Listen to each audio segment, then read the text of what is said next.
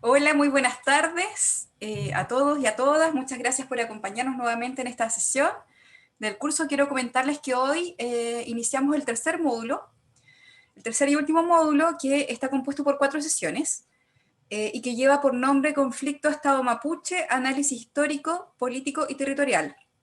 Las instituciones participantes en la coordinación de este módulo son la Pontificia Universidad Católica de Chile, el Centro de Estudios Interculturales e Indígenas CIR, quienes nos acompañan todas las semanas y nos han apoyado desde que iniciamos el curso con la plataforma y con los aspectos más técnicos, y la Universidad Academia de Humanismo Cristiano. La sesión de hoy día tiene por nombre La construcción de la propiedad y va a estar dirigida por Claudio Espinosa Araya, a quien les presento. Él es doctor en antropología y maestro en antropología por el Centro de Investigaciones y Estudios Superiores de Antropología Social, CIESAS, de México. Él es director y fundador de la revista Antropologías del Sur y actualmente se desempeña como académico en la Universidad Academia de Humanismo Cristiano y es investigador asociado del Centro de Estudios Interculturales e Indígenas CIR. Les presento a Claudio, los dejo con ustedes, él les va a contar quiénes serán nuestros invitados del día de hoy. Así es que, bueno, muchas gracias y a disfrutar la sesión. Claudio. Muchas gracias, Pamela. Muy buenas tardes a todas y todos. Hoy día, efectivamente, damos inicio al último módulo de este curso organizado por el Colegio de Antropólogas y Antropólogos de Chile y que ha tenido a Pamela Fernandoa en la organización y coordinación de todo el curso. Este último módulo tendrá 4 sesiones. Hoy damos inicio a la primera, que, como dijo Pamela, se titula La Constitución de la Propiedad. La próxima semana vamos a ver una sesión titulada Organizaciones y Movimientos Mapuches desde el siglo XX al XXI, y contará con la participación del historiador Fernando Pairicán. Luego tendremos en la siguiente semana una sesión titulada Dinámicas locales y territoriales contemporáneas, que a través de una mirada etnográfica y de mucho trabajo en la zona, digamos, realizado por las antropólogas Francisca de la Maza y Natalia Caniguán, nos darán cuenta un poco de la realidad contemporánea de los territorios del Gualmapu. Y por último, en la última sesión, que creo que va a ser ya en diciembre, no tengo la fecha a mano, pero después del feriado, 15 de eh, diciembre. el 15 de diciembre viene una sesión que sería la última, que se titula Derechos Indígenas, Autonomía y Plurinacionalidad, y que va a estar a cargo de la abogada Antonia Rivas y del historiador Claudio Alvarado Lincopi.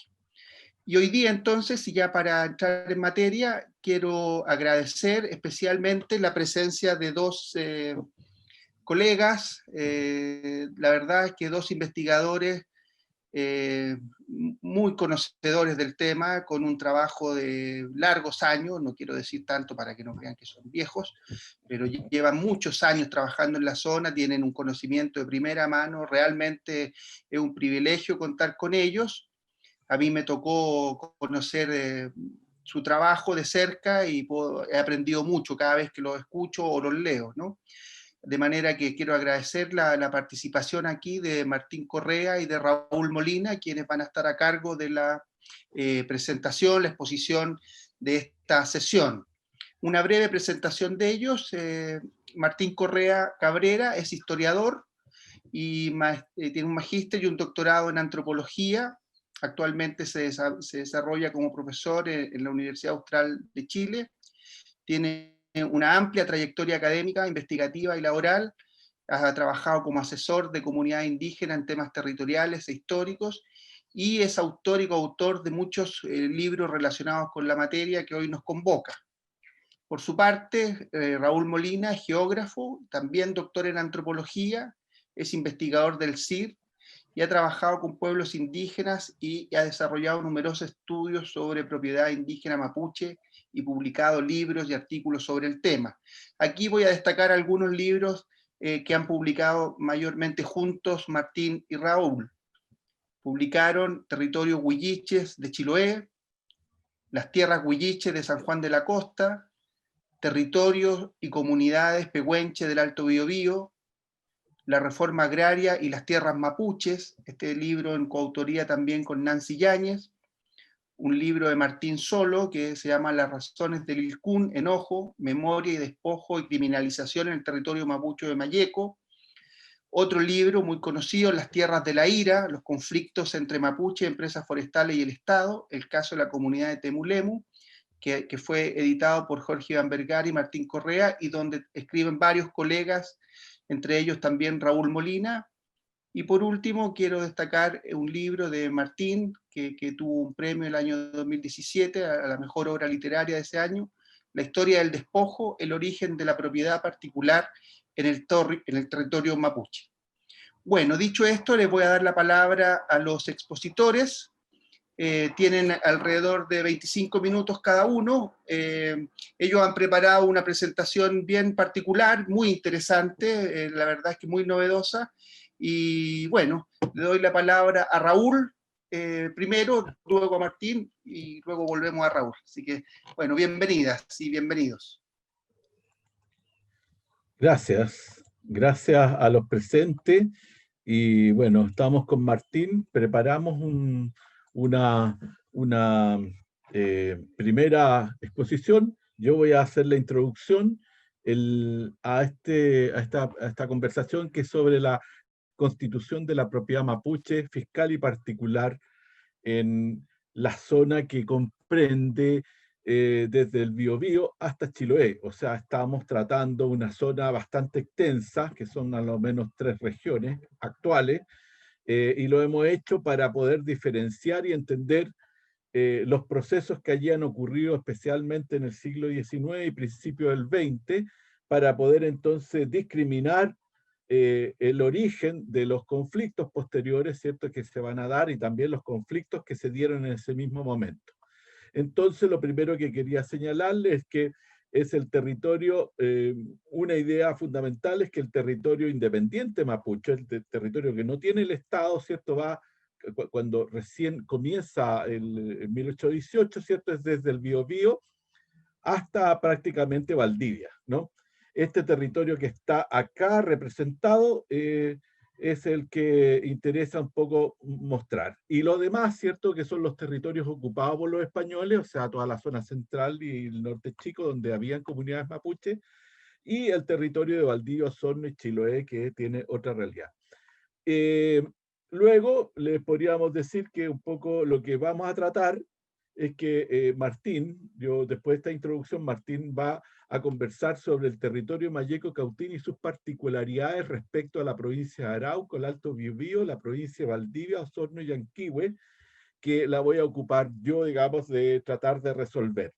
Las grandes diferencias es que aquí, en este territorio que está marcado de negro, ¿cierto?, que es Mayeco y Cautín, fundamentalmente es donde el Estado hace y reparte el territorio prácticamente él con exclusividad. La diferencia con Arauco, Alto Biobío, la provincia de Valdivia, es que allí es el Estado el que deja ser, y son los particulares, apoyados por supuesto en la ley y en la infraestructura del Estado, los que se van a apropiar de las tierras. Entonces tenemos esas dos realidades que son fundamentales. Aquí tenemos un mapa a mano izquierda, ¿cierto?, donde vemos en oscuro la zona que va a tratar Martín, y de luego, digamos, en un color un poco anaranjado, ¿cierto?, es la zona más bien de la propiedad particular, como va a pelear, ¿cierto?, por la apropiación de los territorios mapuche. Solamente decir, digamos, que esto es la zona que nos toca a cada uno. Aquí hay un plano que Martín lo va a trabajar mucho mejor, ¿cierto?, respecto a 1870, y aquí nuevamente la zona a la cual aproximadamente corresponde, ¿no? Y bueno, eso es, así que yo dejo a Martín para que pueda, digamos, introducirlo en esta dinámica. Yo voy a cerrar Sí. esta... Ya, gracias, Raúl. Hola a todos. Sí. Voy a esperar que Raúl desocupe el lugar. Sí. Ya. A ver, bien, para hacerlo cortito, porque ya ha empezado el partido, porque no tenemos un tiempo limitado.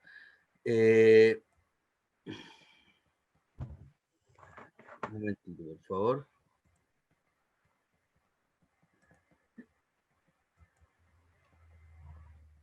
¿Se ve bien ahí o no? No, no se ve. No, No se compartir ve. pantalla. Un momentito. Ah.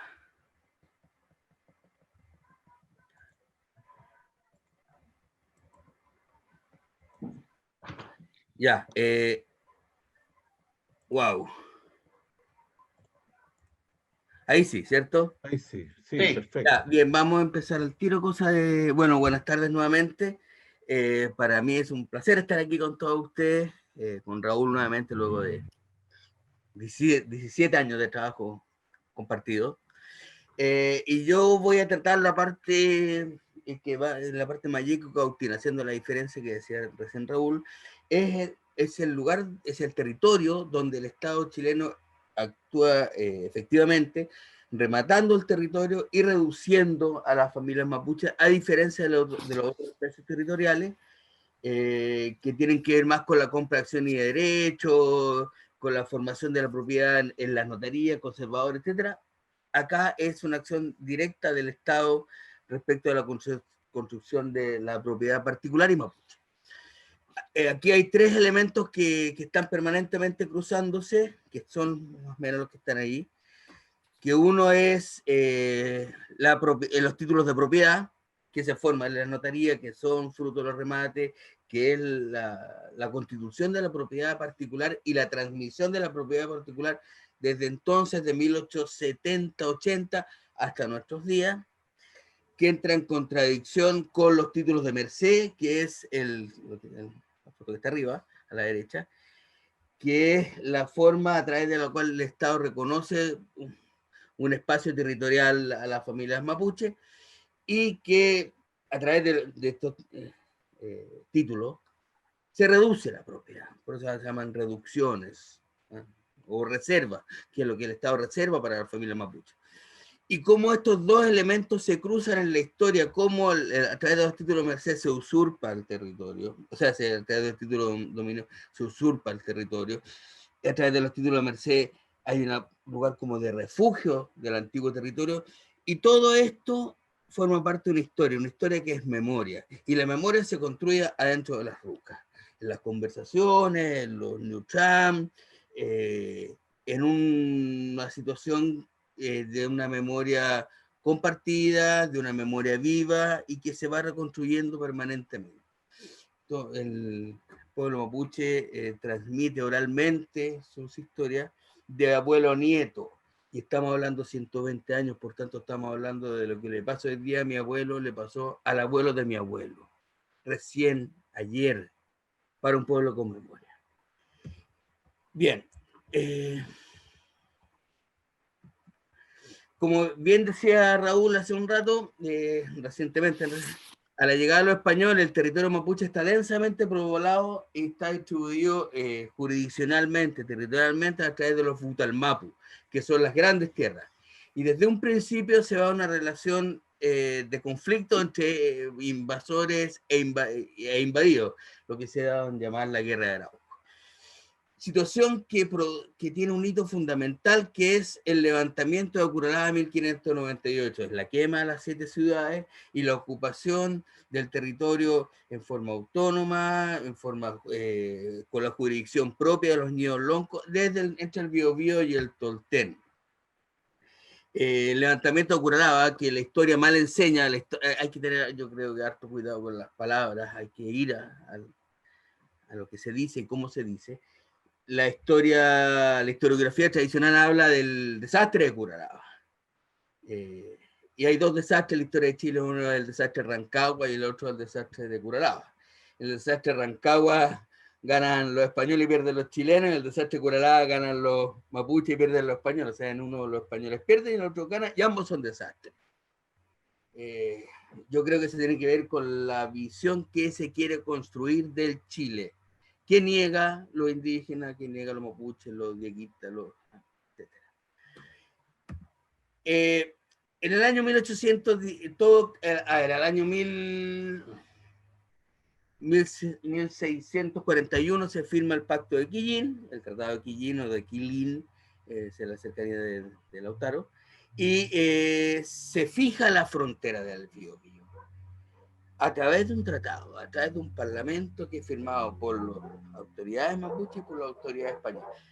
Tratado que forma parte de los 33 tratados que firma la corona española con el Estado chileno.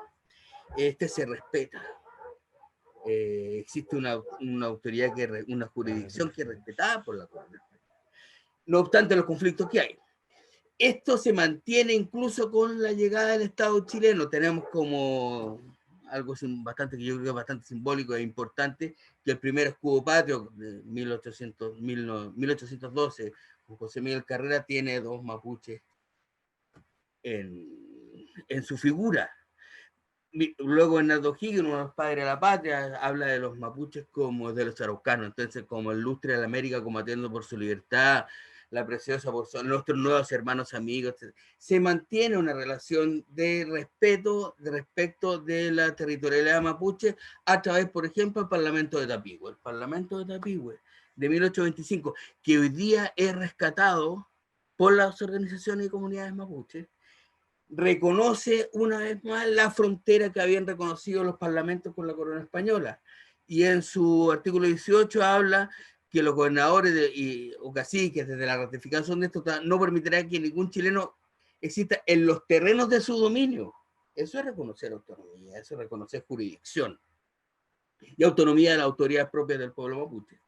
Luego, en el artículo 19 se señala que ha establecido que el chileno que pasa a robar a la tierra, o sea, a la Mapu, o sea, al territorio mapuche, sea aprendido, y así como lo será con la regla de las leyes del país, o sea, Chile, el natural que se pille los robos a este lado del Biobío. La frontera nuevamente se marca y se remarca.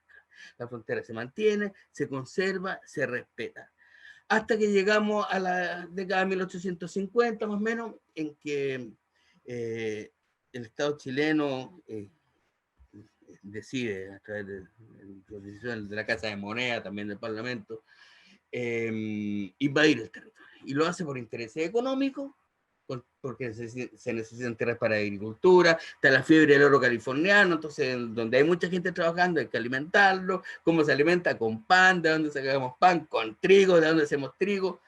Necesitamos un territorio. ¿Y cuál es este territorio? El territorio mapuche. ¿Cómo ha sido con las forestales? ¿Cómo es con los proyectos hidroeléctricos? ¿Y cómo será en poco tiempo más con las mineras?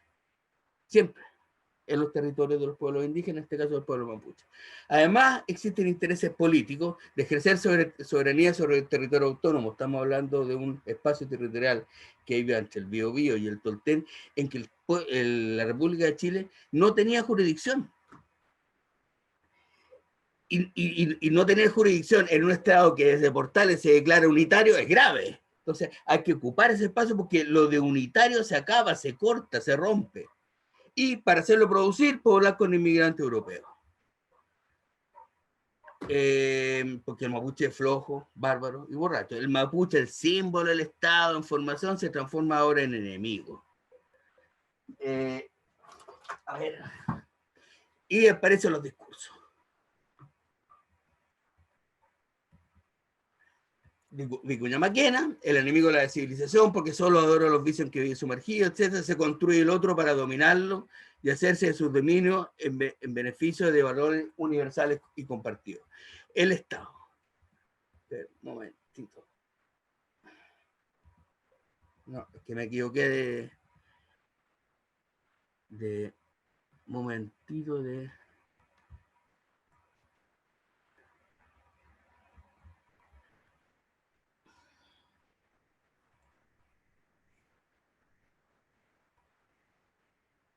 Ya.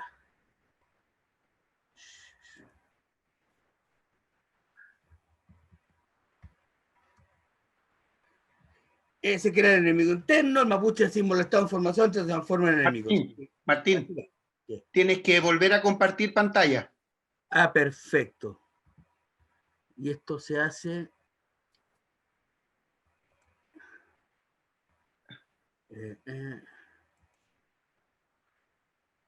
espérate un poquitito.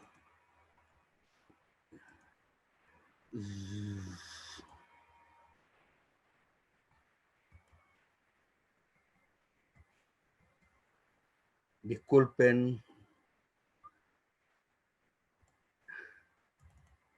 Bien, ahí, entonces, y se crea el enemigo interno y se inocula el terror. Y empieza con lo que es las campañas a través de la prensa, empiezan los discursos, y lo vemos, por ejemplo, en Mercurio de 1860, el 1 de noviembre, los bárbaros de Arauco han vuelto otra vez los indios a comenzar su depredación a los pueblos de la frontera. La provincia de Arauco se han amenazada por estos bárbaros, ya lejos de la ilustre de América combatiendo por su libertad, lejos de nuestros nuevos vecinos y amigos. Ahora son mapuches bárbaros que están ocupando un territorio que además no les pertenece. Se declara red nulos y viene lo que más la historia, como es con el desastre de Curalaba, se habla de la pacificación de la Araucanía, que si no es la ocupación militar de la Araucanía. No es así. Cornelio Saavedra, nombrado intendente de la provincia de Arauco y comandante en jefe del ejército de operaciones sobre el territorio. No se habla del ejército de pacificación. Y es quien adquiere el poder político y el poder militar. Y aquí, y donde la quebrada de aquí, quien tiene el poder político y el poder militar es un estadocito, es una dictadura. Y se forma la línea de frontera y se avanza a través de la línea de frontera. Quiero señalar esto del encuentro de la civilización o de la pacificación de la Araucanía, viendo el nombre de este plano que es de 1870, que señala plano de Arauco Valdivia, ahí a la derecha, con la designación de la antigua y nueva línea de frontera contra los indios. No es la línea de frontera con los indios, es contra los indios, es guerra, declarada, abierta. Y el plan de ocupación militar presentado es avanzar la línea de frontera hasta el río Mayeco y de ahí hacia el sur, subdividir y enajenar los terrenos del Estado comprendidos entre el Biobío y el Mayeco, para ir a avanzar hacia el sur, y en colonizarlos más a propósito para estos objetos. Ese es el plan que propone Cornelio Saavedra. Y tenemos aquí, se ve el puntero, ¿no? ¿No? ¿Raúl?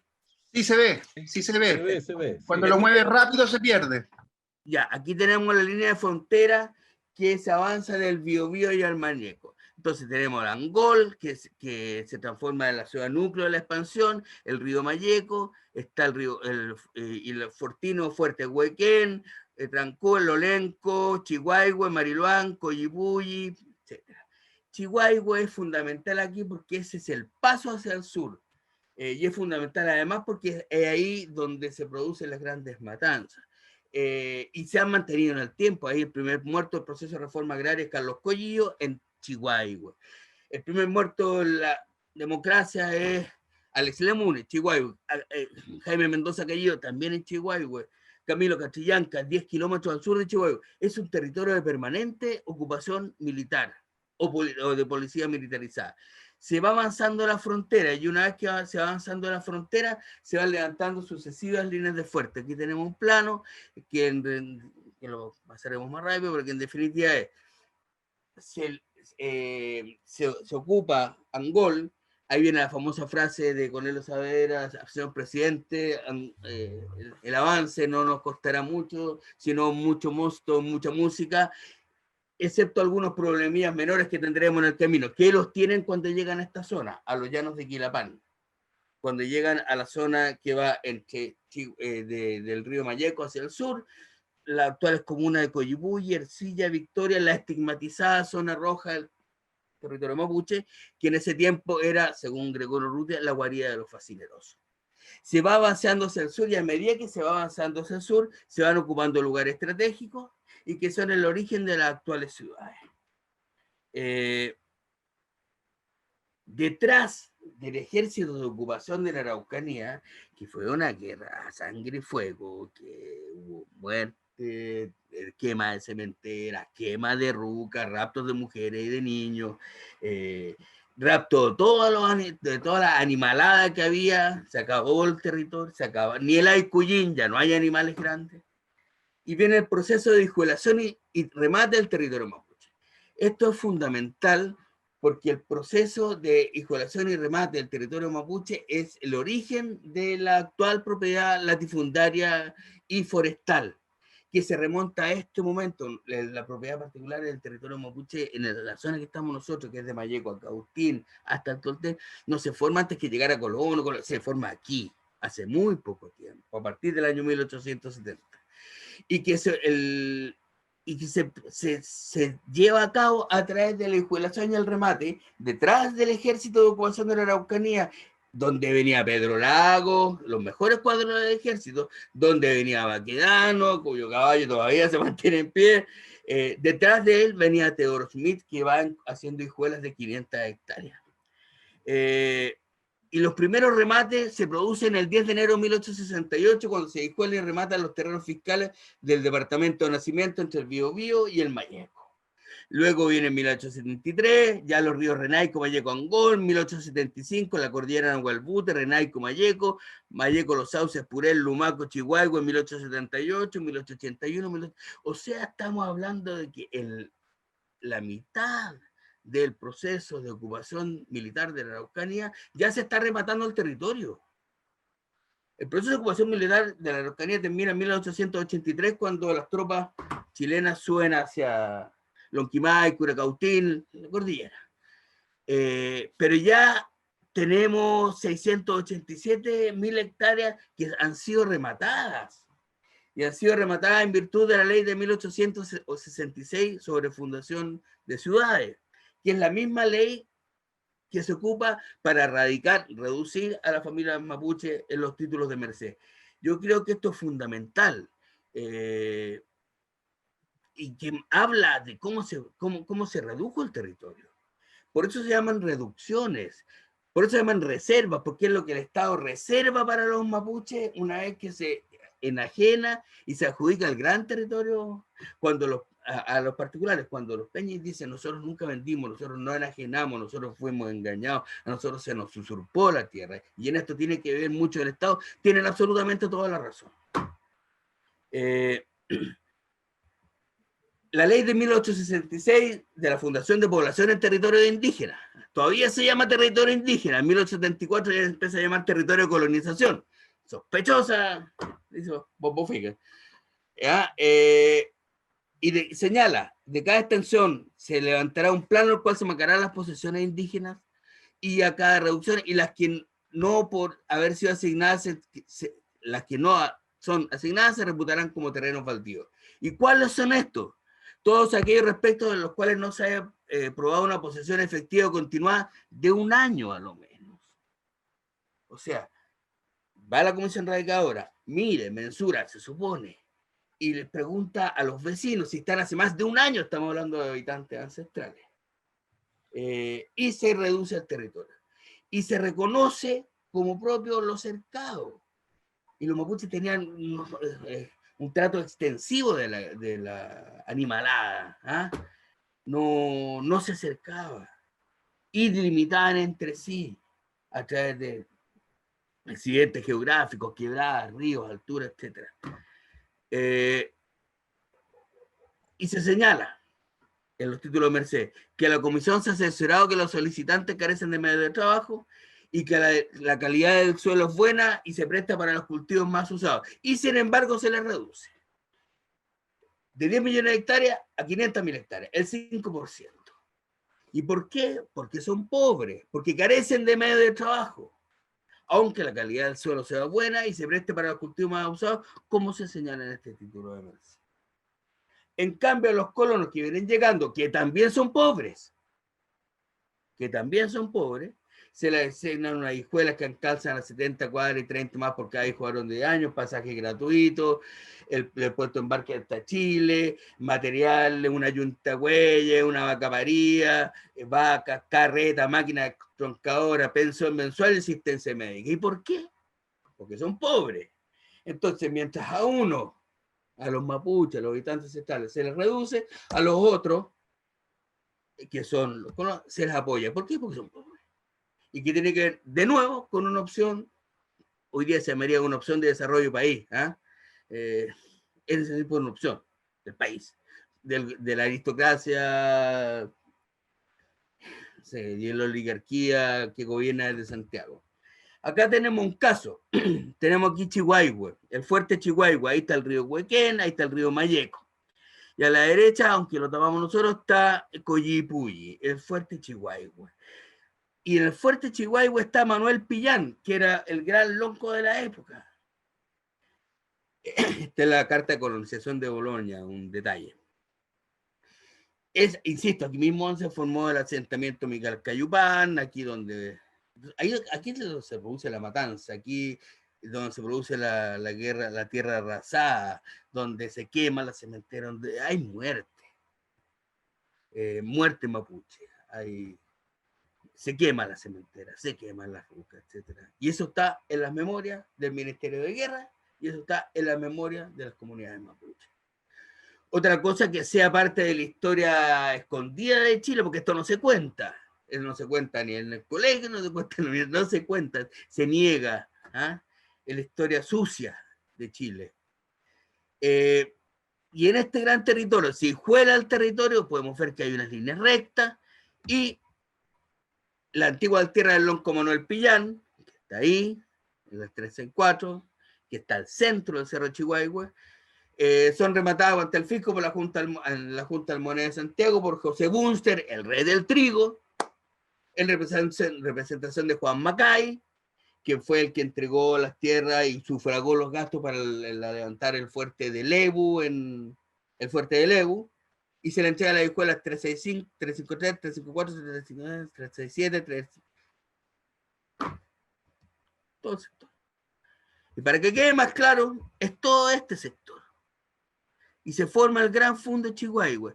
Y a Manuel Pillán no se le entrega título de dominio, se le entrega a Cabrapán, a los Lemun, a los Colimarileo, Juan Collillo, Panichur, etc. Ahí está Coyipulli. No se le entrega título de merced como una forma, además de atomizar el movimiento, atomizar la organización familiar mapuche. Y se le entregan en total 2.458 hectáreas para 455 radicados. A Juan Macay se le rematan 3.500 hectáreas para una sola familia. Y esta es la historia de todo el territorio que está del Biobío, del Mayeco hacia el sur. Ejemplo esto es ya en la zona llegando a Victoria, Púa, etcétera, donde hay también un plano de hijuelación con hijuelas cuadradas de 500 hectáreas, y ahí tenemos el cacique Ignacio Huanchuyán, que es reducido, o sea, que está en esa parte, y está aquí Antonio es Yaulén, pero le ponen Yantén, y cuya mensura original se hace así, Domingo Trangol, 9 kilómetros se señala acá, al sur de Victoria, y acá una línea de 9 kilómetros también con Ignacio Huanchuyán.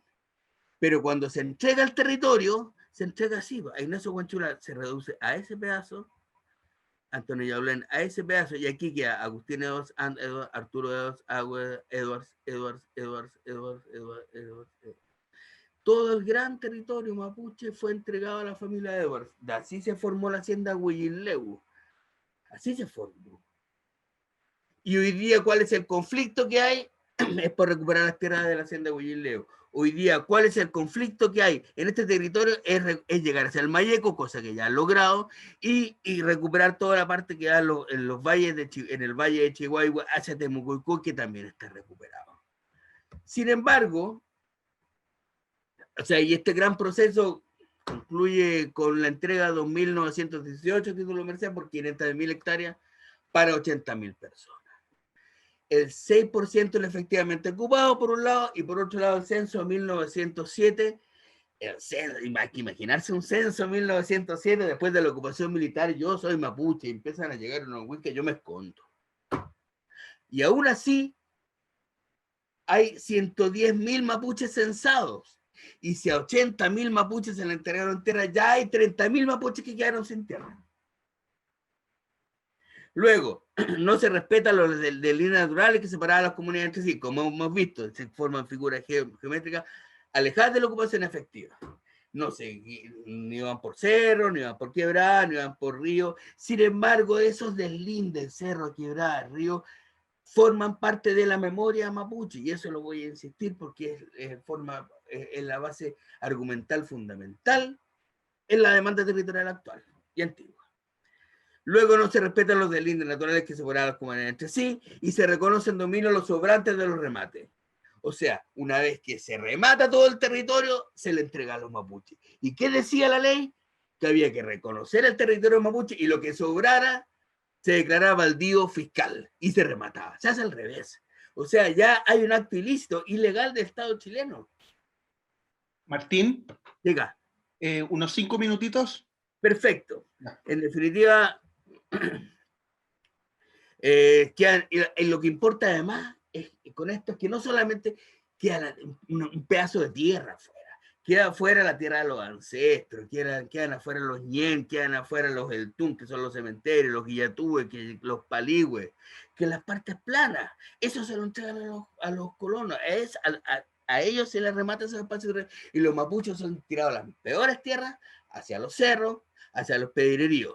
Los territorios pastoreo, ramoneo, extracción de leña y recolección de frutos, las tierras antiguas quedan fuera. Y son las tierras antiguas las que hoy día son demandadas, ya lo fueron durante el proceso de reforma agraria, después vino la contrarreforma agraria, fueron nuevamente quitadas, y hoy día se siguen demandando, y hoy día la están ocupando en la práctica, ni siquiera compradas.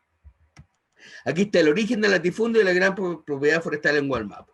Para concluir, quiero señalar que el conflicto que está hoy día hace ya un buen rato, y cuando se buscan soluciones, pero ya, ¿cuál es la solución al conflicto?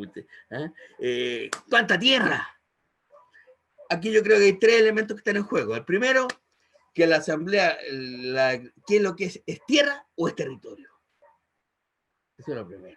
¿Es un pedazo de tierra inmensurable o es un gran territorio extenso y colindante con los vecinos antiguos?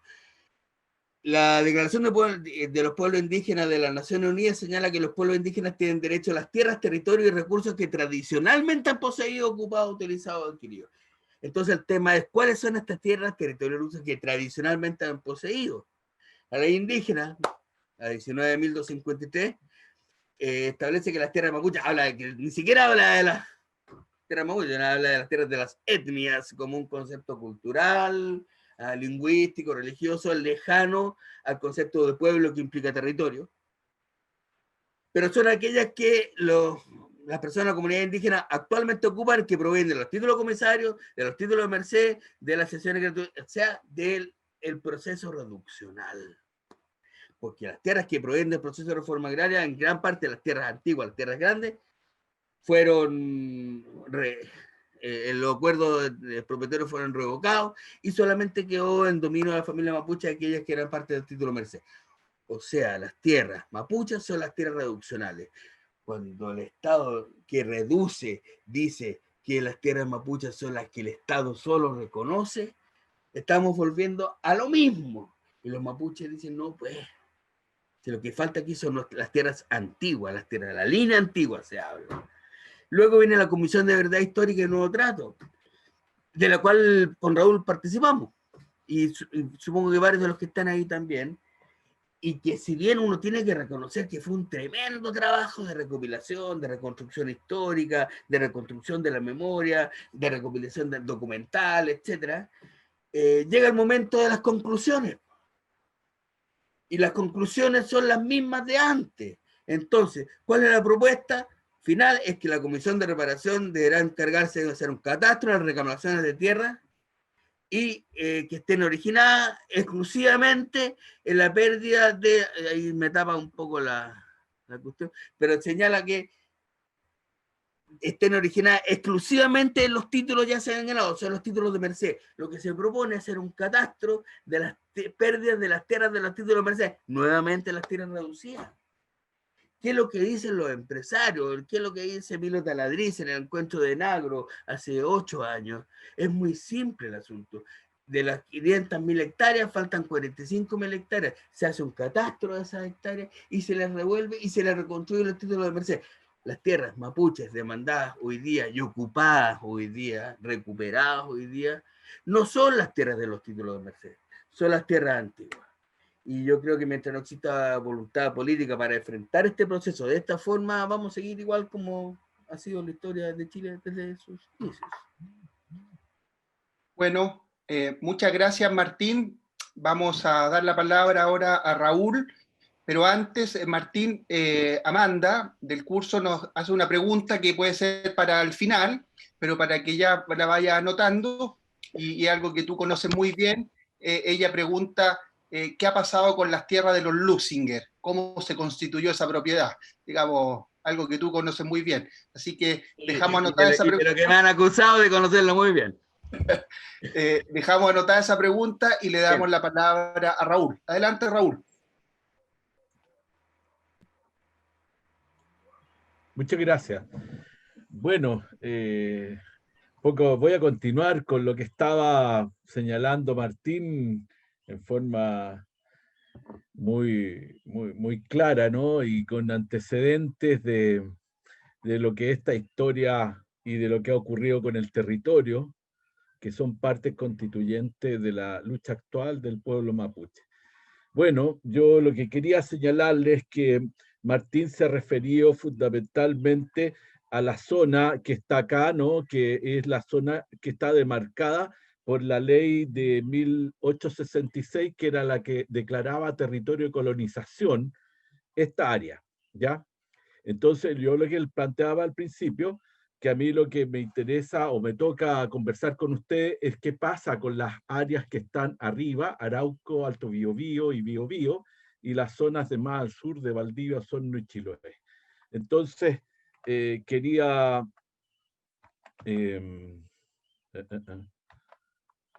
lo primero, ¿cierto? Una primera idea que es fundamental.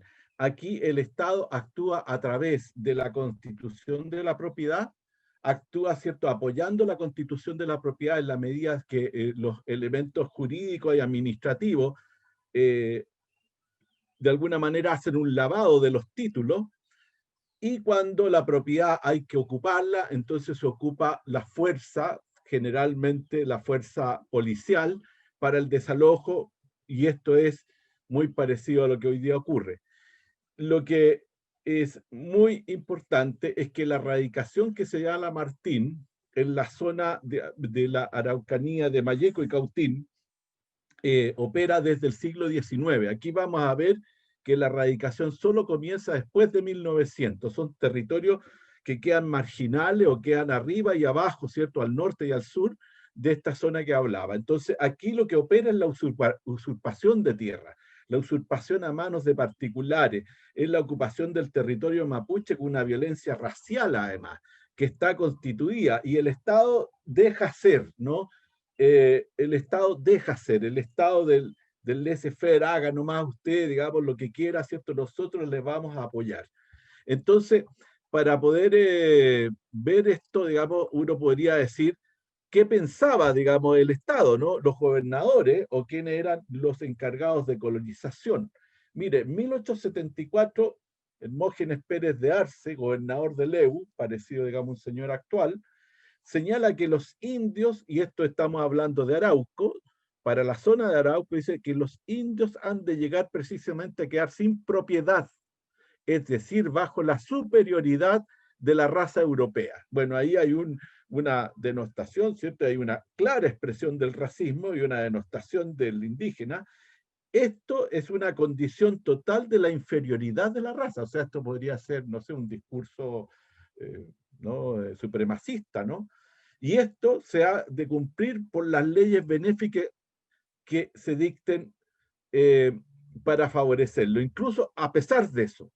O sea, no hay ley que proteja al indígena en estas zonas que quedan fuera del Estado.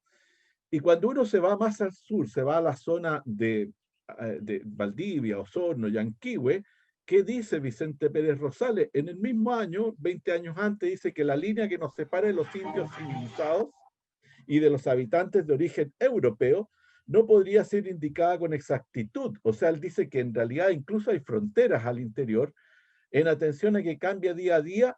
¿Por qué cambia la línea? Por los progresos que hace el elemento europeo sobre esas tribus antes tan guerreras.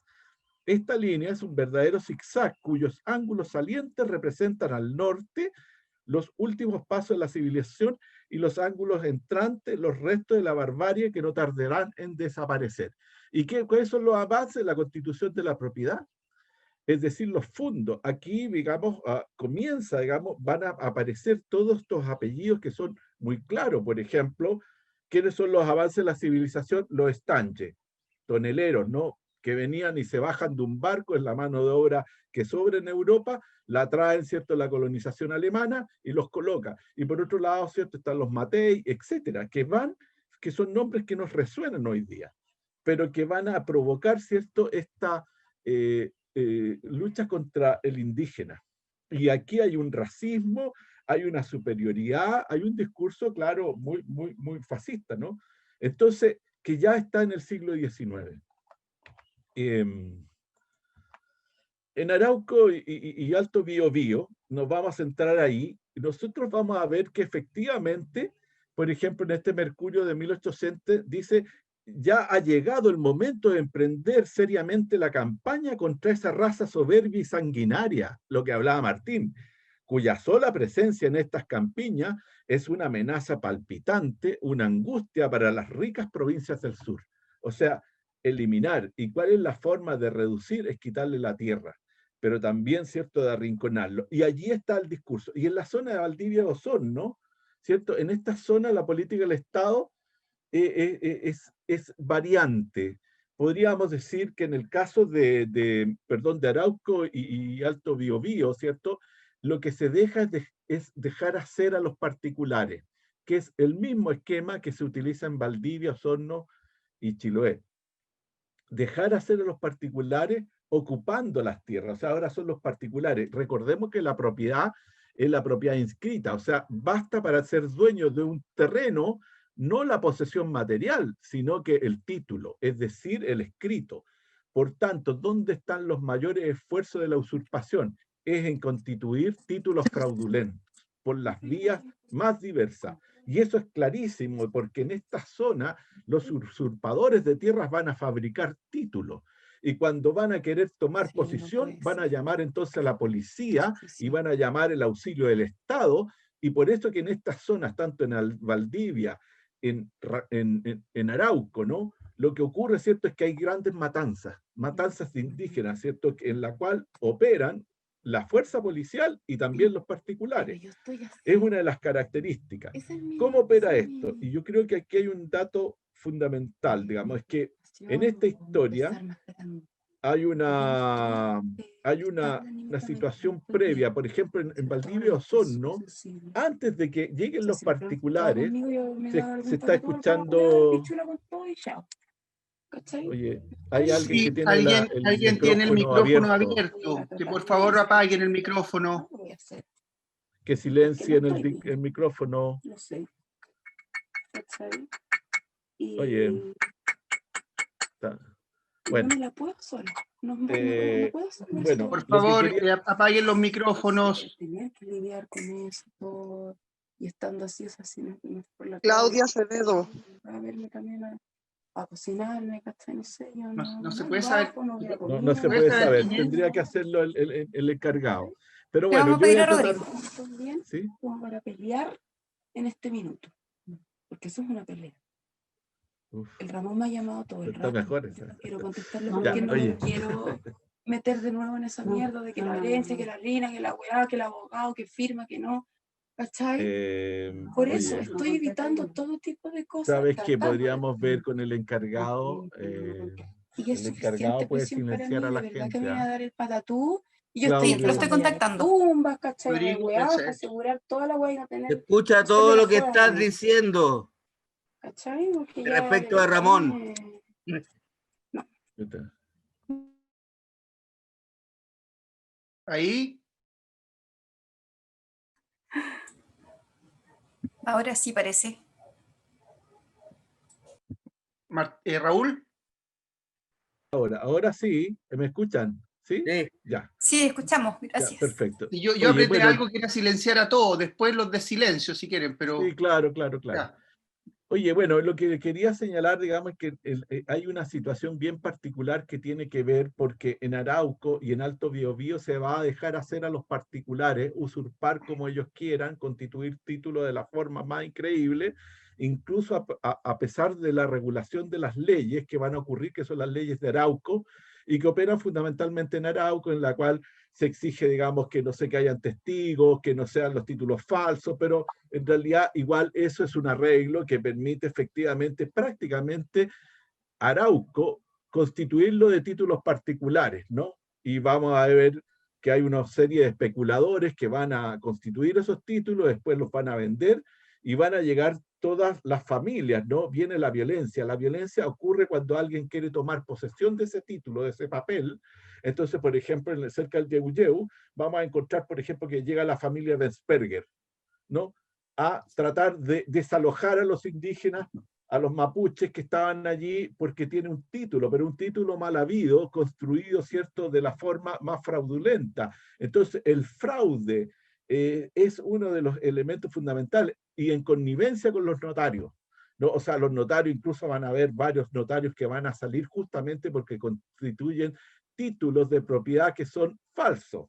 Lo mismo ocurre en Osorno, pero lo que hay en Osorno y en Valdivia, previo a eso, es que a inicios del proceso republicano posterior, digamos, los 1820, más o menos 1830, desde 1824 1832, el Estado mantiene una institución que era colonial, que son los comisarios de naciones, y a él le encarga, en virtud de la ley de 1823, que entregue títulos, y entregan lo que llaman los mapuches, ¿cierto?, los títulos de comisario. Son títulos bastante extensos, son grandes territorios que van a estar fundamentalmente en San Juan de la Costa, y algunos en el lago Ranco, y algunos de ellos también en Valdivia. Ya, esos títulos, digamos, van a permitir efectivamente, porque va a haber una intermediación entre el Estado a través de, y los mapuches, a través de estos comisarios de naciones que reconocen estas grandes propiedades. Sin embargo, vamos a ver que esas propiedades van a ser producto de la usurpación y de la construcción de títulos nuevamente, ¿no? Es el título, la construcción del papel, una forma muy violenta y una forma de expropiar desde lejos. Entonces, lo que nosotros vemos, ¿cierto?, es que la parte acá café son los títulos de comisario, y una cantidad de títulos en color, un café más claro, ¿cierto?, es lo que son las tierras de los títulos de otras formas de propiedad que se constituyen aquí indígenas. Todo lo demás es propiedad particular, ¿no? Desde el lago Yanquihue, ¿cierto? Alrededor del lago Yanquihue se entregan las primeras tierras a los colonos, pero de allí se produce la expansión latifundiaria sobre las tierras indígenas. E incluso aquí tenemos la característica que ya los españoles, por la expansión de Valdivia, habían construido propiedades en lo que ellos llamaban los llanos de la Unión, porque eran planos, eran tierras cultivables, y los llanos de Osorno, que eran las zonas en la cual la propiedad española ya se había constituido a fin del siglo XVIII, y inicio del XIX ya estaba prácticamente esta situación saldada. Sin embargo, la gran usurpación de tierras comienza en el siglo XIX, desde esta colonización alemana sobre las tierras indígenas. Y luego va a haber una expansión desde la zona de Valdivia sobre San José de la Mariquina, y una expansión hacia el interior, en los lagos Riñihue, Panguipulli, etcétera. Toda esta zona va a ser objeto de expansión latifundiaria, ¿no?, de expulsión de los indígenas.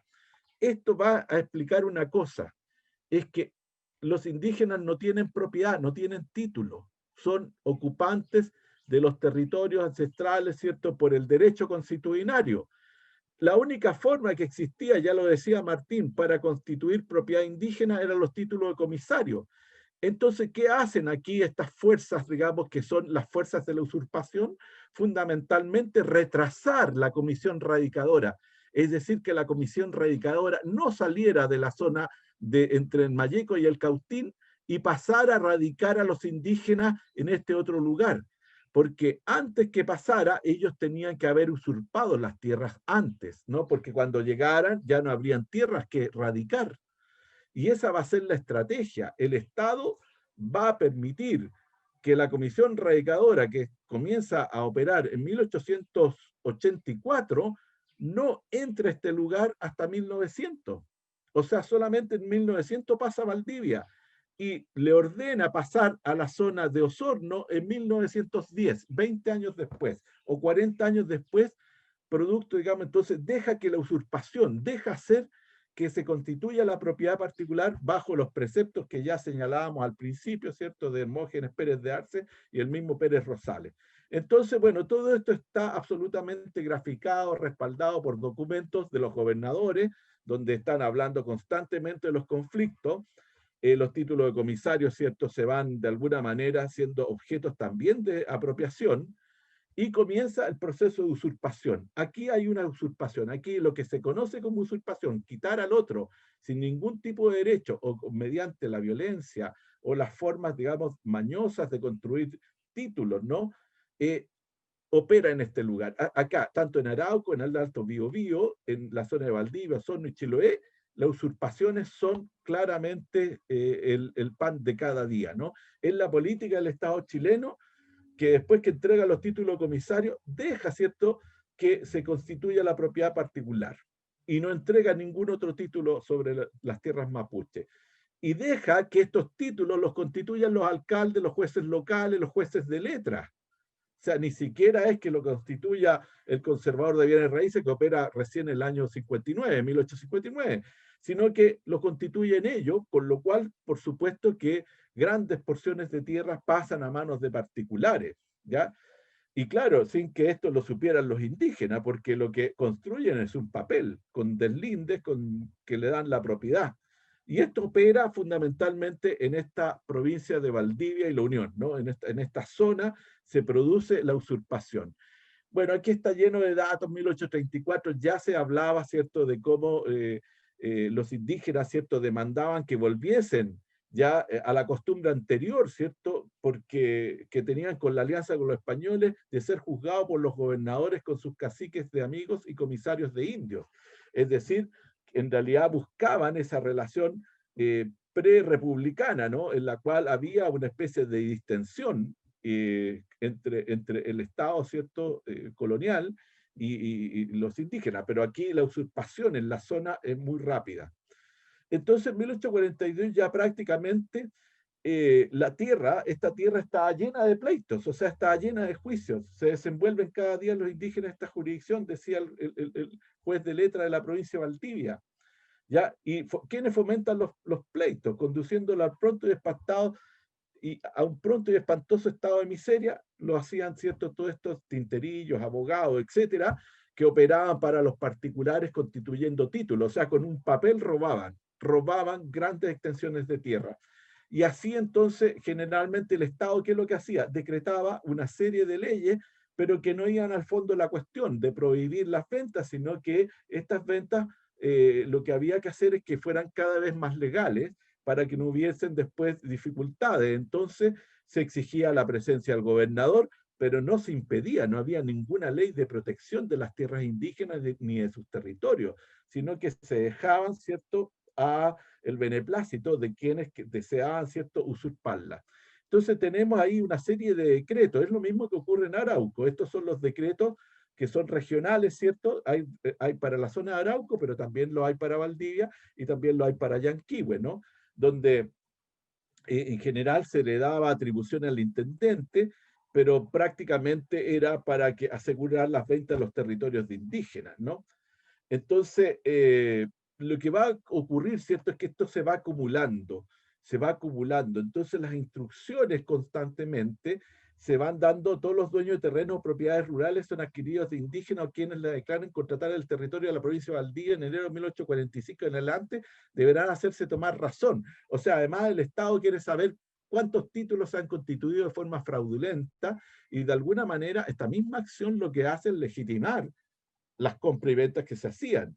Y aquí, por ejemplo, en las fotografías que hay, generalmente estos son caciques de Valdivia, de Ranco, que bajan a Valdivia a señalarle, ¿cierto?, que los títulos que tienen los particulares son títulos de usurpación, son títulos mal habidos, que nunca han vendido, ¿cierto?, que ellos no han participado de esas acciones y que se les ha reemplazado incluso en siendo testigos u otras formas. En el fondo todo era absolutamente ilegal. Entonces, esta expansión del proceso de usurpación fue violenta, abarcó toda la provincia de Valdivia y Yanquihue y las transacciones de tierras no tuvieron restricciones hasta el año 1893 y quedaron en general a la legislación, ¿no?, del Estado.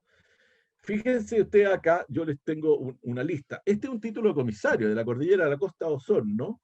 Los títulos de comisario de la Cordillera de la Costa de Osorno, ya entre el año 1875 y 1902, estaban llenos de fundos, de particulares. O sea, los títulos entregados a principios de la República a los indígenas se habían constituido por estas formas fraudulentas de usurpación de tierra, ¿cierto? El Fundo Huitrapuyo en 1889 para Ernesto Giles, el Fundo Aleucapi para el mismo Ernesto Giles, el Fundo Trafún, Ernesto Giles, el Fundo Chauquemán, Martín Ide, Fundo Quihue, Dionisio Catalán, el Fundo Puquintrín, segundo Ide y Ernesto Giles nuevamente, etcétera, ¿no? Y el Fundo Pucatrihue, en el sector Choroy-Traigué, 1891, Martín Ide. O sea, estamos en una situación que es muy parecida. Lo que se utilizaban, ¿cierto?, es comprar acciones y derechos a uno o dos indígenas, muchas veces que ni siquiera eran de la comunidad, y se inventaban testigos para poder, digamos, construir estos títulos. Con estos títulos prácticamente se apoderaron de todos los títulos comisarios de un gran territorio de la cordillera de la costa. Bueno, entonces, ¿qué pasaba, digamos, cuando los indígenas, ¿cierto?, resistían porque les decían, no, es que en realidad esta tierra no es de ustedes, sino que es de un señor que tiene un título que lo compró hace 10 años y hoy día quiere ocupar la tierra? Entonces venían las órdenes de desalojo, porque se supone que el que tiene es un mero tenedor. Entonces los indígenas que habían vivido todo el tiempo allí, los mapuches huilliches, ¿no?, y tenían, digamos, toda una historia, eran desalojados. Lo mismo pasa en Arauco. Esto pasa en Osorno, ¿no? Y en el año 1912 vienen los sucesos de Forrahue, que es la matanza de Forrahue, ¿no? Aquí tienen ustedes, por ejemplo, los sangrientos sucesos de Forrahue, tenaz resistencia a los indígenas, y ahí aparece el sargento primero del Cuerpo Carabinero Pascual Segundo Arias, mortalmente herido, 11 muertos, 2 heridos y 9 reos. O sea, y esto es por qué, digamos, para poder entregarle una escuela pagadora a Atanasio Burgos, que había hecho un juicio con títulos fraudulentos. Entonces esto va a reproducirse en todos los lugares, en Panguipulli, en la zona de San José de la Mariquina, en Osorno, en Arauco. En Arauco esto es pan de cada día. Y también va a ocurrir en zonas del Alto Biobío. Bueno, Chiloé es un caso, yo les voy a hablar porque es un caso muy particular, porque Chiloé, ustedes saben, digamos, que estuvo bajo el dominio español hasta 1823, y en realidad aquí se constituyen tempranamente los títulos realengos en esta zona al sur de Quellón. Son títulos entregados por el Estado español a las comunidades indígenas y son otro tipo de propiedad, una propiedad muy ancestral que viene, digamos, de estos periodos coloniales, y muchos de estos títulos llegaban incluso hacia las tierras interiores, ¿no? Pero esta es una zona muy interesante de estudiar, pero yo los pongo ahora porque no tenemos tiempo para tratarlo, pero para que ustedes se den cuenta de que hay una diversidad de formas de constitución de la propiedad, y muchas de ellas son de principios del siglo XIX y no de fines. No son títulos, o sea, hay distintos tipos de títulos. Hay no solamente los títulos de merced que entrega el Estado a través de la ley de 1866, sino que hay otros títulos. Entonces, la radicación en Arauco, Alto Biobío, Valdivia, Osorno, que son los mismos títulos, y aquí entramos a dialogar con lo que se hablaba Martín. La diferencia, ¿cierto? Y aquí yo les pongo clarísimo, digamos.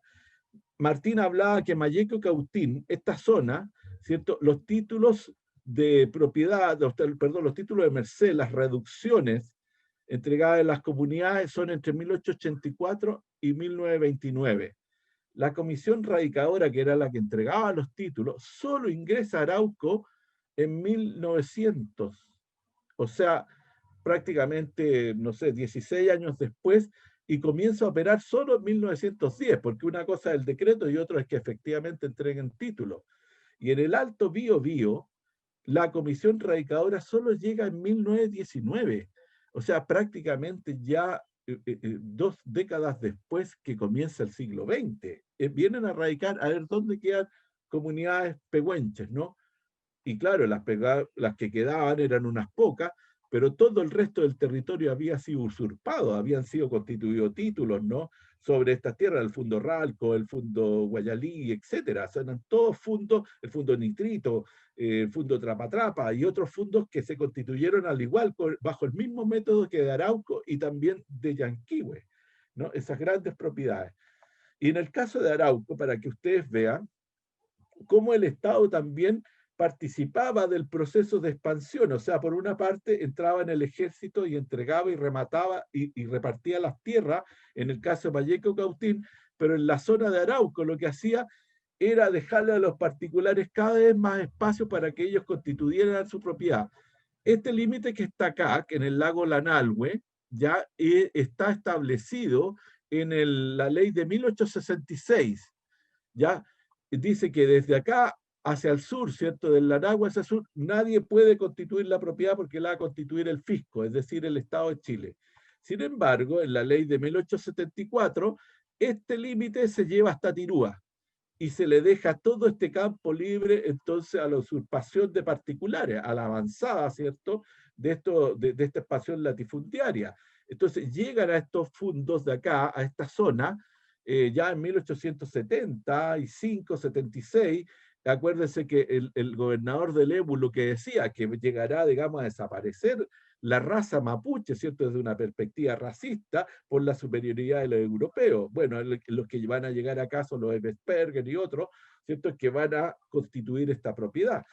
Y entonces lo que ocurre, ¿cierto?, es que la erradicación de Arauco es muy tardía, y permite que a los particulares poder usurpar estas tierras. Si ustedes se dan cuenta de Tirúa, esto que está en negro son los títulos de merced, toda la gente que arrancaba desde Lebu, desde Cañete, desde la Nahue, Yeuyeu, iban detrás de esta línea, de la línea del Tirúa, ¿no?, porque venían arrancando los particulares.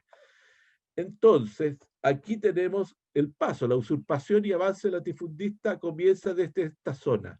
Es muy interesante acá porque las primeras recuperaciones que hablaba Martín en el Fundo Chihuahua están replicadas en la misma fecha de 1960 en los fundos de aquí de Lebu, Rucarraqui, Colhue y un tercero que no recuerdo el nombre, que eran de propiedad de Rosa Alessandri, hermana del presidente de la República, y que las comunidades mapuches, ¿cierto?, que no tenían títulos de merced, sino que eran mapuches que habían quedado sin radicar, se toman estos fundos, y como no había reforma agraria y tampoco había ley de colonización, no había cómo, tuvieron que hacer una ley especial para expropiar esos fundos y poder comprarlos y entregarlos entonces a las comunidades mapuches. O sea, aquí ya va a comenzar, va a venir la eclosión de las tierras. Y el otro movimiento de recuperación de tierra importante va a ser en Osorno. Recuerden que en Osorno, más al sur, las tierras del título de comisario habían sido quitadas, digamos, por estos fondos particulares. Entonces los mapuches dicen, no, pues no son de los particulares nuestras, porque nosotros tenemos títulos y jamás vendimos, y por tanto vamos a ocupar las tierras del título comisario, y sobre todo donde haya alerce, y vamos a explotar el alerce. Los dueños de uno de estos fondos que habían comprado a los otros se llamaba la Hacienda Camera, que era de españoles, la Hacienda Camero, y bueno, y ahí la Catriguala fue una de las más importantes organizaciones que de alguna manera, ¿cierto?, amparándose en los títulos de comisario, lucharon, digamos, y pelearon durante años en contra de la Hacienda Cameros, ¿no?, por la explotación del alerce. Entonces, aquí estos procesos se van dando, ¿sí? 5 minutos. No, para ir ya cerrando, unos 5 minutitos, porfa. Ya, entonces terminamos ahí, esto es la característica, y bueno, aquí ya vimos entonces la expansión, lo que se produce, son muy pocas las tierras que quedan en manos. Cuando llega la comisión radicadora, prácticamente no va a encontrar, digamos, va a encontrar a los mapuches reducidos, ¿cierto?, producto de la usurpación. Entonces, ¿qué va a entregar? Por ejemplo, en la provincia de Biobío, en la comuna de Mulchen, solamente quedan 3, entregan 3 títulos, 659 hectáreas. En la comuna de Renaico, un título de merced. En Angol, que era una de las zonas más pobladas, mapuche, solamente 16 títulos en total. En estas provincias de Biobío y Mayeco, la zona, digamos, que no estaba al norte del río Mayeco, ¿cierto?, son 20 títulos. O sea, prácticamente habían sido expulsados gran parte, ¿no? Entonces, lo interesante finalmente que la erradicación con título en el caso de Biobío y Arauco, por ejemplo, en Arauco solamente se entregan 77 títulos, o sea, era la zona más poblada de zonas mapuche, y gran parte de esos títulos están al sur de Tirúa. No están en la zona de Contulmo, no están en la zona de Yeuyeu, están al sur y ni tampoco en Lebu. Y en Biobío, bueno, 6 títulos se entregan solamente, incluyendo los del Alto Biobío, que son de los pehuenches. Entonces lo que va a pasar, ¿cierto?, es que prácticamente la erradicación, fíjense que la erradicación en el caso de Osorno y Valdivia, va a venir sobre antiguos títulos que eran de comisario, y se va a entregar nuevamente propiedades muy pequeñas. Aquí ustedes tienen la comparación. En rojo están los títulos de merced, ¿cierto?, respecto a los títulos de comisario, que son verdaderos territorios. Y esto era como se radicaba, y aquí está más o menos la radicación en esta zona. O sea, prácticamente con título de merced era muy poco lo que se logró entregar. Sin embargo, eran zonas que estaban con títulos de particulares, pero fundamentalmente estaban ocupados por mapuche.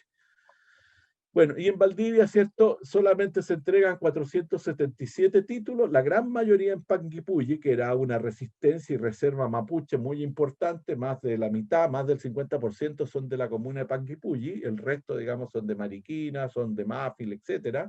Y en Osorno solo se entregan 40 títulos, en Chiloé no se entrega ninguno. Entonces, yo quería cerrar acá señalándoles que en realidad el proceso de usurpación de tierra es el proceso que se hace por mano particular. Y eso ocupa grandes territorios y ha sido histórico, ¿no?, respecto de las comunidades.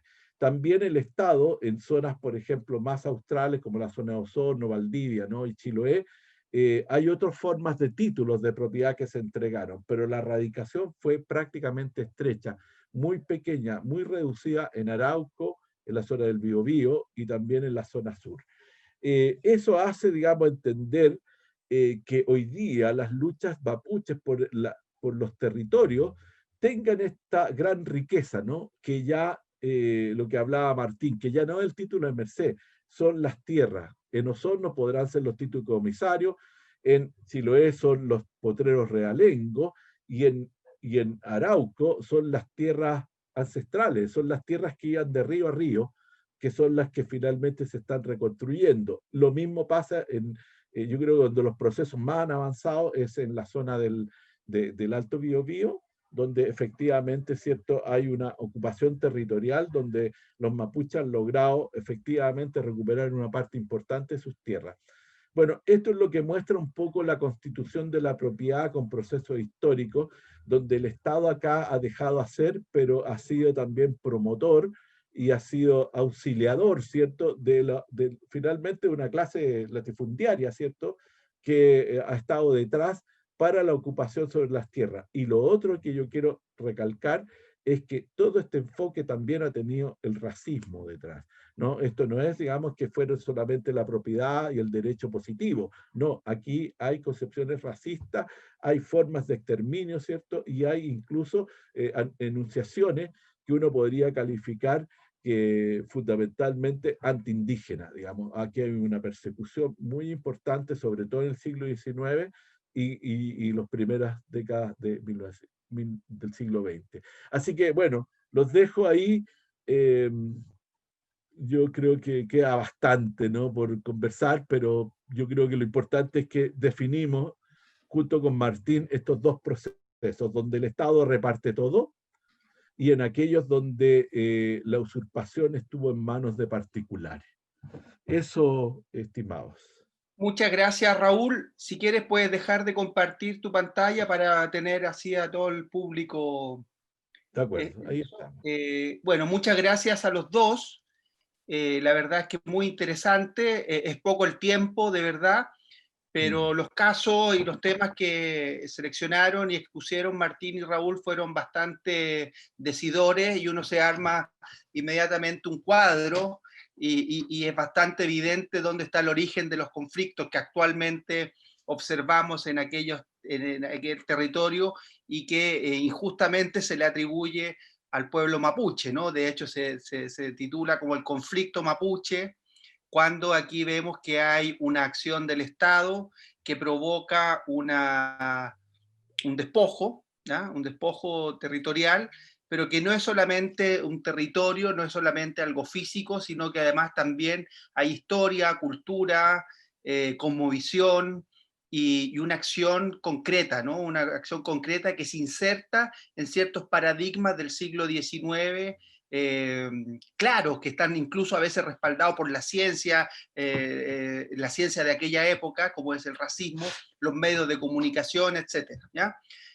Varios han solicitado recomendación de bibliografía. Por supuesto que hay mucha bibliografía, la que nombré de los autores, pero quizás me gustaría mencionar uno solo y que donde participaron también Raúl y Martín y donde de hecho colaboraron no tan solo con textos, sino con mucho material de sus propios estudios, que es el informe de la Comisión de Verdad Histórica y Nuevo Trato. Allí hay mapas, está muy bien explicado, de manera que, y eso se puede conseguir en línea, ¿ya? Así que los que han preguntado por bibliografía. Pamela, no sé si tú tienes anotadas preguntas, yo tengo alguna acá. No, Claudia, nada por la otra vía. Bueno, entonces voy a leer algunas de las preguntas y cerramos. Ya, bueno, la primera ya le habíamos preguntado a Martín si pudiera referirse un poco al caso de la propiedad de los Luxinger. Otra pregunta que había, que se las planteó a los dos, es una pregunta que surge cada cierto tiempo y sobre lo cual se ha escrito bastante.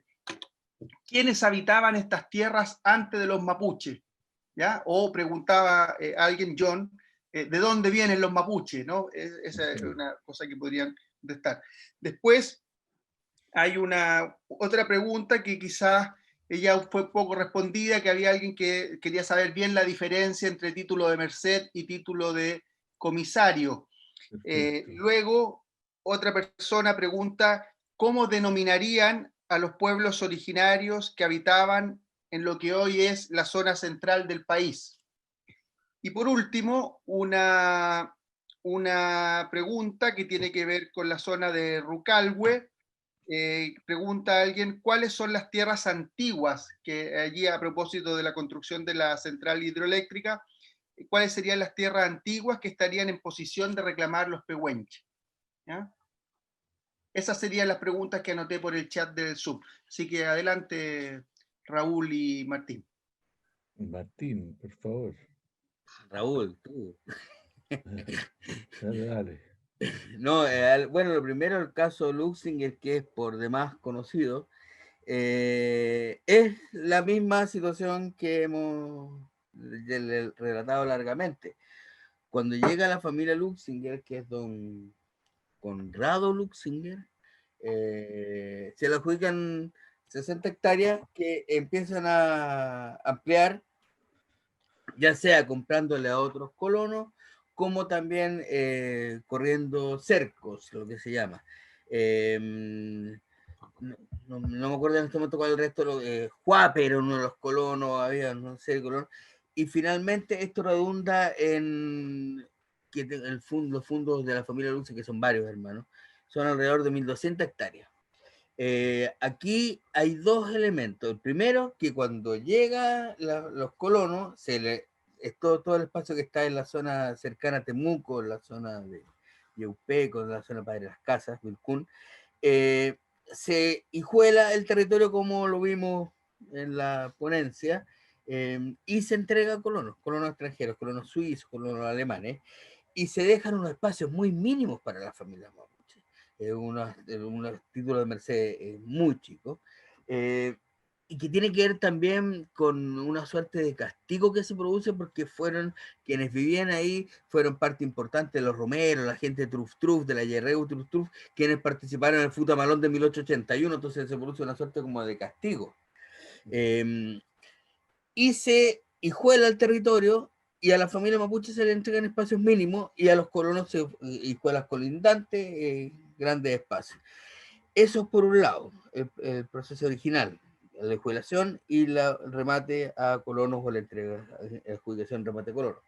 Y lo otro que se ha señalado, yo me acuerdo cuando hice el informe sobre las tierras de las familias Lusinger, se señalaba que muchas de las tierras que perdieron son tierras que son al interior de los títulos de merced y son tierras que se adquirieron a ver, después del proceso de erradicación del año 1929, cuando termina el proceso de erradicación, hay un proceso de división de las comunidades por la ley 4111 y se permitía la venta de tierras al interior de los títulos de merced. O sea, entre 1929, cuando se termina el proceso de erradicación, hasta 1970, cuando viene el proceso de reforma, 1967, el proceso de reforma agraria, se pierden alrededor de 100.000 hectáreas más de las 500.000 hectáreas que fueron radicadas. Y muchas de estas fueron perdidas a través de las corridas de cerco, a través de la compra de hijuelas, a través de engaños. Y en el caso de la familia Luxinger señalan que la familia Luxinger, don Conrado y don Adán Luxinger después, tenía una pulpería al cual los peñas iban, trabajaban ahí y que, fruto de la hambruna, de la pobreza, iban adquiriendo bienes y a cambio de ¿qué? De pedazos territoriales. Así se forma la gran propiedad particular en la zona. Así sucede, es así.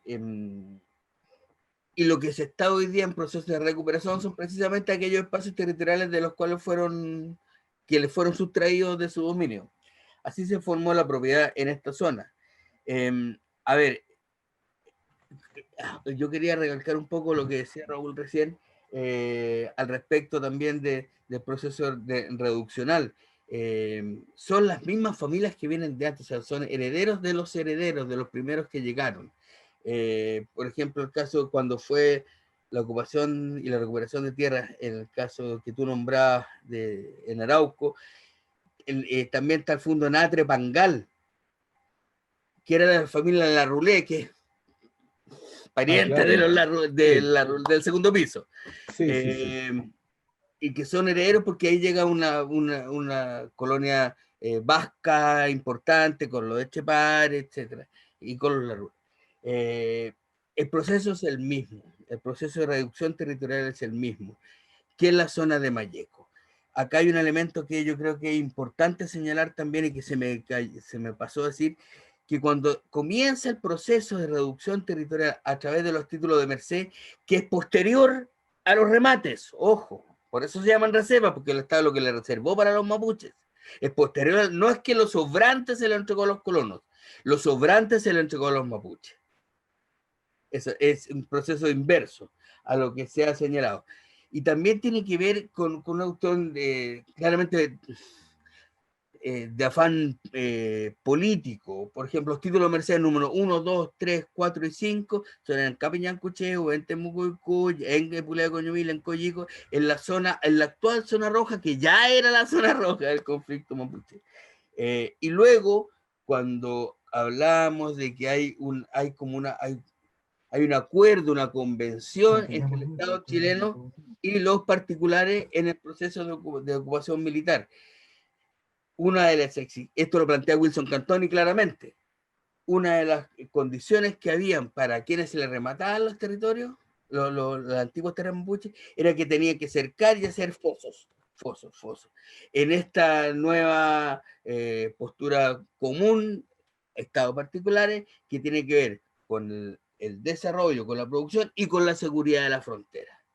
Son dos elementos que quería recalcar. Perfecto.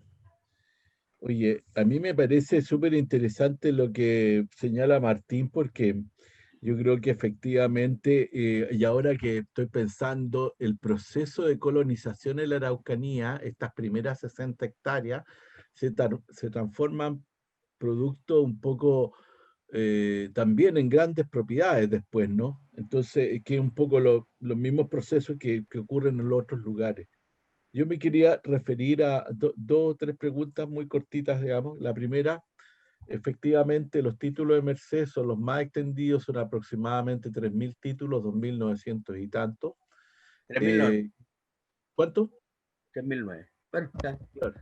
Casi más o menos 3.009, digamos, pero son 3.000 y esos títulos están entre Arauco, Biobío, hasta Osorno, ¿ya? Y la mayoría están concentrados en la zona de Malleco y Cautín, y especialmente en Cautín, ¿ya? Hay zonas en Cautín en que son un título al lado de otro, especialmente entre el río Imperial y el río Tolten.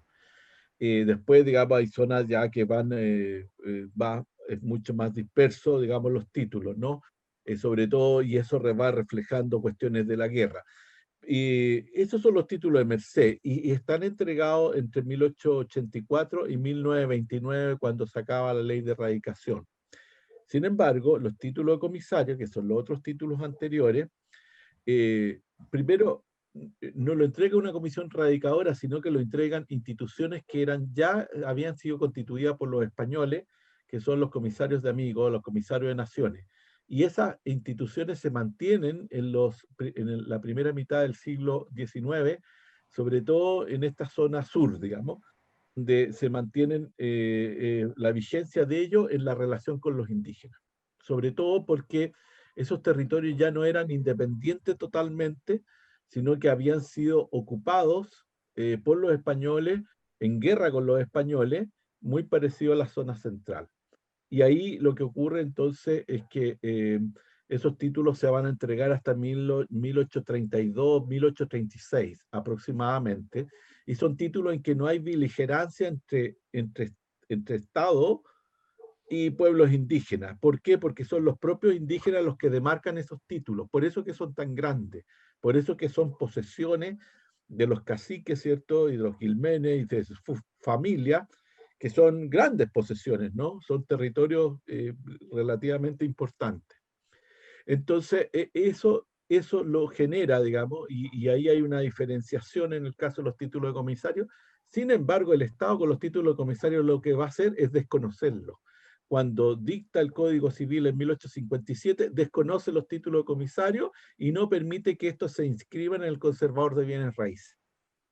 Por tanto, borra con el codo lo que escribió con la mano.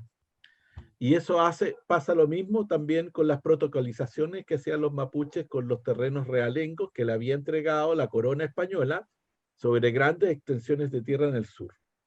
La diferencia, y esto es lo interesante, es que la zona central, había una pregunta de la zona central, y la zona central, el nombre de pueblos de indios, justamente, y el nombre de Picunche lo propone Paul Treuter, que es un viajero alemán de 1860 aproximadamente, y dice que, bueno, que al norte de los mapuches están los Picunches, porque Picún es norte, entonces la gente del norte.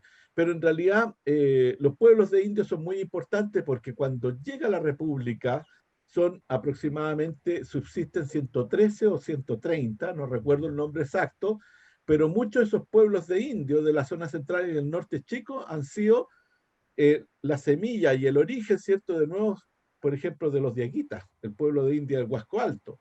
Y ahora, en la zona central, por ejemplo, toda la zona de Bichuquén, todavía ahí está Iloca, la zona, digamos, de Lora, son todos pueblos de indios, o sea, tienen títulos coloniales, tienen títulos entregados por los españoles y que hoy día están apareciendo, y donde están todavía los mapuches, digamos, ahí. Es impresionante, es increíble.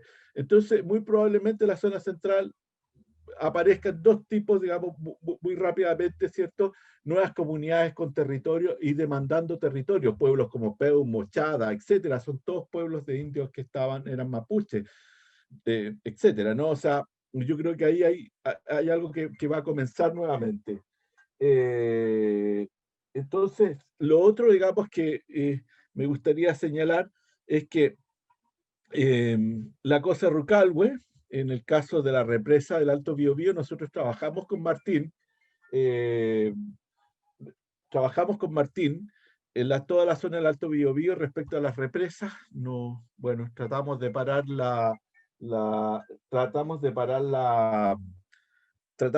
esa represa en algún momento, y bueno, hoy día hay antecedentes. Rucalhue era una zona mapuche, está especificada, hay antecedentes históricos, porque era el paso, digamos, hacia el paso de Rucalhue. Así que no puedo ahora, entonces, me estaban llamando, disculpen. Entonces, yo lo que quiero señalarles es que por ahí, digamos, también hay muchos antecedentes para poder buscar y poder reconstruir también la propiedad. Yo creo que en términos de estrategia, la reconstrucción de la memoria y de la propiedad y el territorio es fundamental para cualquier pelea, digamos, y lucha o reivindicación de mapuche.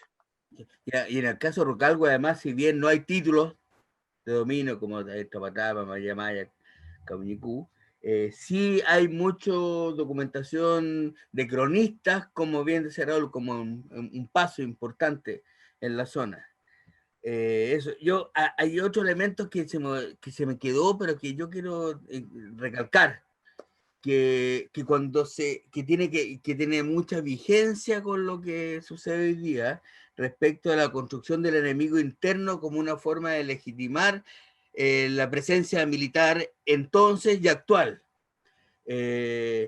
Porque cuando cambia, quiero aquí citar una frase que yo creo que es notable, que cuando se cambia del buen mapuche, de los nuevos vecinos y amigos, de la ilustre de América luchando por su libertad, por los mapuches flojos, borrachos, delincuentes, pillos, hay un autor que yo recomiendo, que es Milan Stuplich, que es contundente. Y él señala que lo que hay cuando se cambia esta visión, lo que hay en fondo es un cambio en el trasfondo moral de la visión de los mapuches, de los araucanos, habla él, seamos rigurosos, pero de los mapuches. Y se forma un nuevo estereotipo que sin embargo sigue siendo el mismo estereotipo, pero que se describe desde otro punto de vista. Él señala, textual, los araucanos hacían en ese entonces lo que siempre habían hecho. Lo que cambió fue la evolución chilena de los actos. O sea, los mapuches no cambiaron cuando llegó el Estado chileno. Siguieron haciendo lo que hacían con los españoles. Sin embargo, lo que era valentía se transforma en bestialidad, lo que eran habilidades guerreras en bandidaje y lo que era el deseo de independencia en pillaje. Y las capacidades o habilidades para ser un buen guerrero eran las capacidades o habilidades para ser un buen bandido. Pero en definitiva continuaban siendo los mismos a través de todos estos caminos, defendían lo propio, defendían su territorio y su presencia en el territorio. Hoy día creo que hay mucho de eso también. Hoy día la estigmatización para la presencia militar en el territorio mapuche, la presencia policial militarizada, es un camino muy recurrente, muy recurrido y muy presente. Entonces yo creo que hay que tener ojo con cómo se ve la tele, podríamos decir. Bueno, ya hemos sobrepasado la hora que está estipulada para este curso. Quiero reiterar mis agradecimientos a Raúl y a Martín. Quiero decirle además que los comentarios que pusieron en el chat, quienes han tomado este curso están muy contentos, agradecen, dicen que muy buena dupla, que aprendieron mucho y que fue muy amena la presentación, así que muchas gracias Raúl y Martín, y no sé, Pamela, cómo cerramos esto. Incluso hay un comentario que dice se podría hacer un curso completo sobre esto. Nosotros estamos absolutamente dispuestos, cosa que nos llamen, ¿no? Excelente. Sí, no, solo agradecer la participación de los expositores y de quienes nos acompañaron, alumnas y alumnos o asistentes de la clase de hoy, por la otra vía, por YouTube. Bueno, solo comentarios como gracias a los expositores por compartir sus conocimientos, que estaba muy interesante, gracias por la actividad de hoy, en fin. Puras felicitaciones para los expositores. Yo les agradezco en nombre del Colegio de Antropólogas y Antropólogos de Chile que nos hayan acompañado hoy día. Como les mencionaba en un momento, este es un esfuerzo que estamos haciendo con todas las universidades del país y los centros de estudio donde se imparte la carrera, pero con la finalidad también de abrirla, de abrir estos saberes, de abrir estos conocimientos a la comunidad en general, a las personas que están interesadas, que tienen diversas procedencias, y yo creo que ese objetivo del curso lo hemos ido logrando, hemos ido cumpliéndolo en la medida en que se han ido realizando las sesiones, gracias a los invitados y a las invitadas también. Así es que eso, muchas gracias, Martín, Raúl, Claudio, nos vemos la otra semana, ¿verdad? El próximo martes. Sí, los dejamos y nos encontramos el próximo martes. Gracias. Muchas gracias. Y disculpen si no contestamos algunas preguntas. Oh, perfecto. Todo bien, perfecto. Muchas gracias. Sí, así que Chao. bueno. Gracias. Chao. Chao, que estén bien. Muchas gracias, Raúl y Martín. De nada, Lamien. De nada. Sí, por supuesto. Gracias. Felices de estar con ustedes, de verdad. Ya, Muchas oye, gracias. paguen esto, nosotros nos vamos a quedar eternamente. Pueden salir nomás. Tienen que pagarle ustedes. Abrazo, listo, gracias. Gracias. Chao Martín, chao Raúl. Chao, chao chiquillos.